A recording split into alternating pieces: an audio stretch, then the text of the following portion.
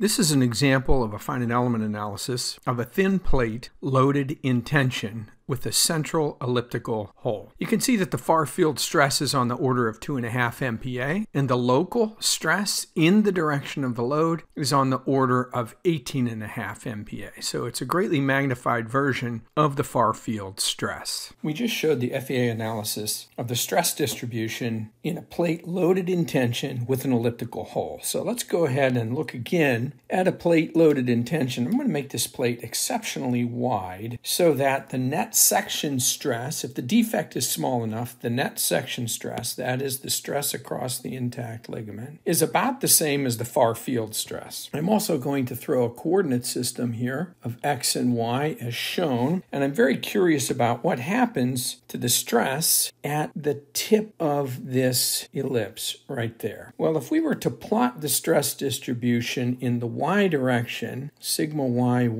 we'd find that it is a greatly magnified version of the far field stress. So we get a stress concentration associated with that elliptical defect in the plate loaded in tension. Now, if the ellipse has a major axis of 2a and a minor axis of 2b, the stress concentration factor for that ellipse is just going to be equal to 1 plus twice a over b. So this sort of drives at what we already understand. If we had a circular defect where a is equal to b, then the stress concentration factor would be 3. But for an ellipse, we get a stress concentration factor that looks like that, so that the local stress is a magnified version of the net section or the far field stress, and it looks like that far field stress times 1 plus twice a over b, where a is the major axis of the ellipse and b is the minor axis. So what happens as the defect becomes sharper? So as b goes to 0, the elastic stress concentration factor becomes infinite.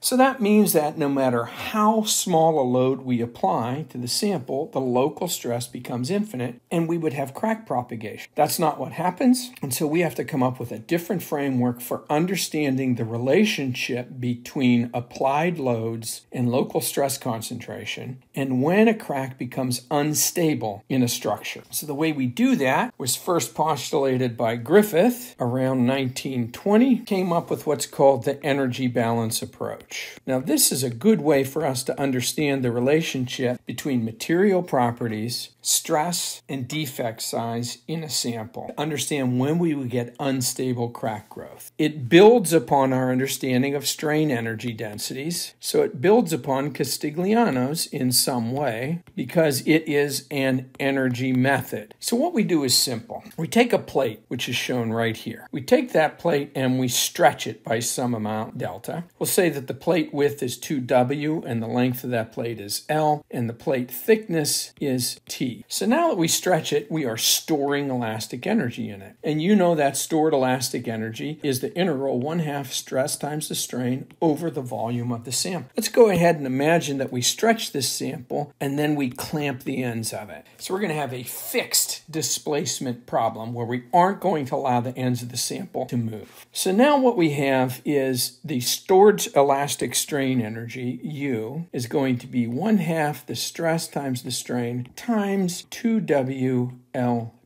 So now we've taken the strain energy density and we've converted it directly into a stored energy. So we have this elastic stored energy before we introduce any defects into the sample. And since it's elastic, I'm going to replace the strain by the stress divided by the elastic modulus. So we have sigma squared over 2E times 2WLT. Now, the next thing I am going to do is I'm going to come down into this plate and introduce a sharp defect of length 2A in the center of the plate. We assume the width of the plate is really, really large compared to the defect size. And then we ask ourselves, what happens when we put that crack in there? It makes some sense that if we put a crack in the sample, we're no longer able to transfer load across that crack face. And so we are going to relieve some volume of the material of stored strain energy. So the first easiest way to estimate it is say, let's imagine we relieve volume equal to pi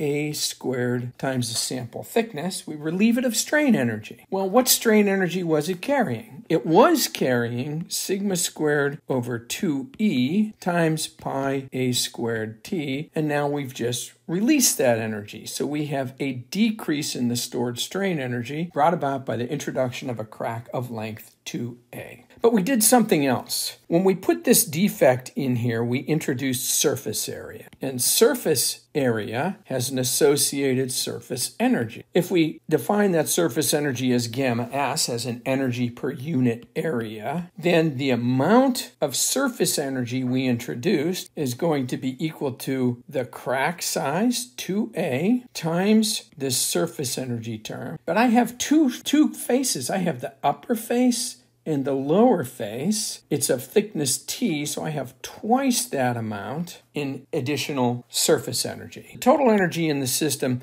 was the energy in the uncracked system, which was sigma squared over 2E times 2WLT. We reduced that by sigma squared over 2E times pi A squared T, and we add to that 4A gamma S T. So here's the total energy of the system. After we have stretched it and fixed the boundaries, we stored that much energy. We introduced a crack, we released this much energy, and we created new surfaces, so we added this surface energy term.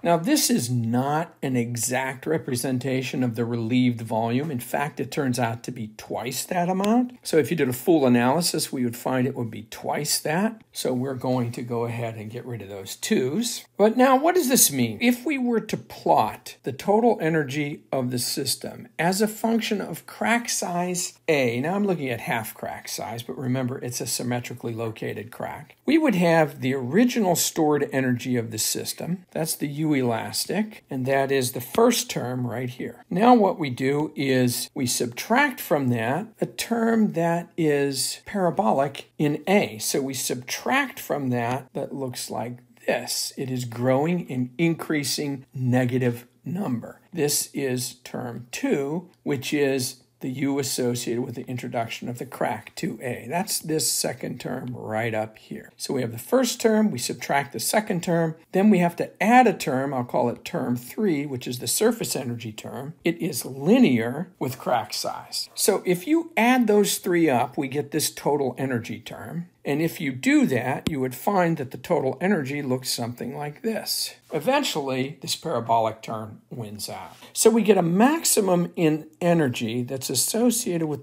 a crack length, which we're going to call the critical crack length, A sub C. So we want to find this A sub C value. What's interesting about this is if you introduce a crack that is smaller than A sub C, let's introduce a crack right there. In order for that crack to grow, you increase the energy of the system. So it's not going to grow spontaneously. Once you reach AC, however, though, if the crack is just slightly larger, it decreases the energy of the system. So we get spontaneous growth, crack growth beyond A sub C, and we have stable cracks when they are below A sub C. So we got to figure out what A sub C is. Well, we know how to do that. We just take the derivative of the total energy with respect to A, and if you look at those terms, the first term is not a function of the crack length. The second term is a function of the crack length. It is going to be minus twice sigma squared pi AT over E. Put the E there. And then down here, the third term, derivative with respect to crack length, is just positive 4 gamma S T. If we set that equal to 0, that gives us the critical crack size. So we have 2 sigma squared over E pi A. We can get rid of these T's. It's going to be equal to 4 gamma S. So sigma squared pi A is equal to 2E gamma S. So you'll notice something here. On this side, we have loading and crack size. And on this side, we have material properties. So the left side is the driving term, and the right side is the resistance. So we go a little bit further. We're very interested in the relationship between stress and crack size. So we take the square root. So we get the sigma root pi A is equal to the square root of 2E gamma S. We call this 2E gamma S the strain energy release rate, which is G. That's the strain energy release rate. This side of the equation, interestingly enough, is something we see when we look at the elastic stress field locally, and we call this the stress intensity factor. It is not to be confused with the stress concentration factor. So I'm going to try to make it clear that this is a capital K. And we need to further identify this K because there are different ways that you can get crack growth. If we have a crack that's being pulled in tension so that the crack is perpendicular to the stress field